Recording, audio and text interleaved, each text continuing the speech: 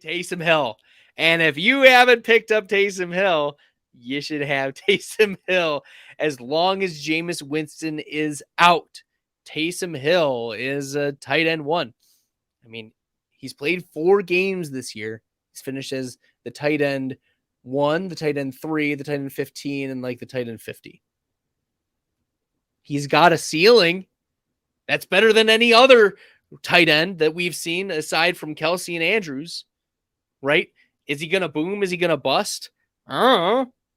This probably is, I would take David Njoku over Taysom Hill, but that list is very, very small. Okay. And if you watched my video, look earlier, like less than a week ago, I was 7 spots higher than my peers, the experts at Fantasy Pros. I was 7 spots higher than the consensus on Taysom Hill. I was starting Taysom Hill in some places. I had him ranked significantly higher than a lot of other players. And, I should just, give myself a pat on the back for the Taysom Hill love.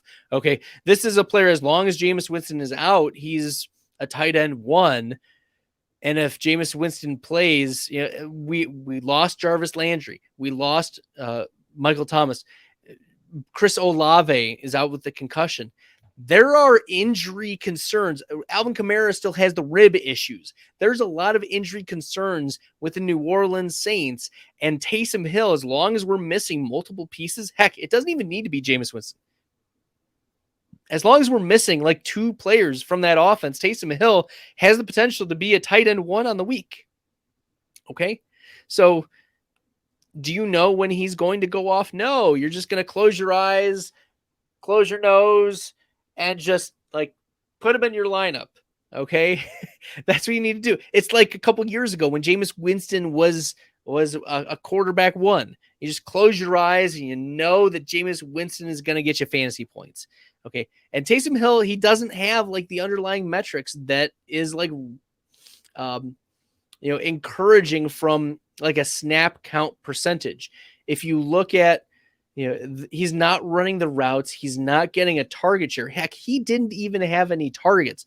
It's about the rushing for Taysom Hill. Okay.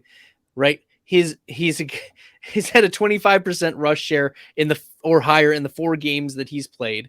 Okay. He doesn't get almost any targets. If we're looking just at Taysom Hill, okay, over this 4-game stretch that he's played, 6, 12, 16, and 23 snaps. He hasn't played more than 30% of snaps in any game so far.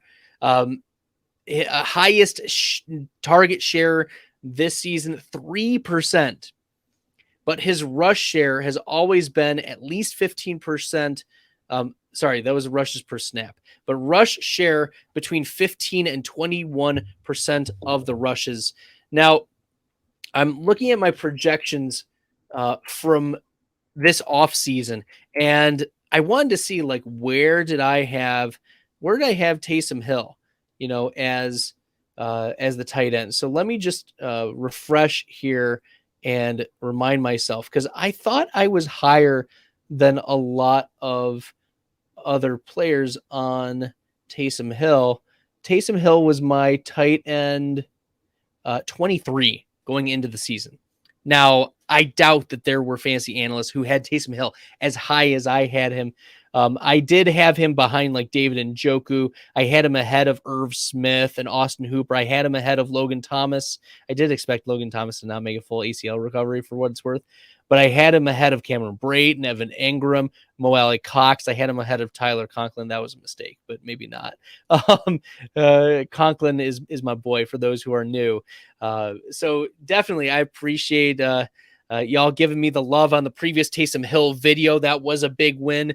But look, the reality is he's making the most of his touches. We can't expect another 4-touchdown game, but he's used in high leverage situations, and it would not surprise me even still by the end of the year if Taysom Hill is a back end tight end 1 given the usage.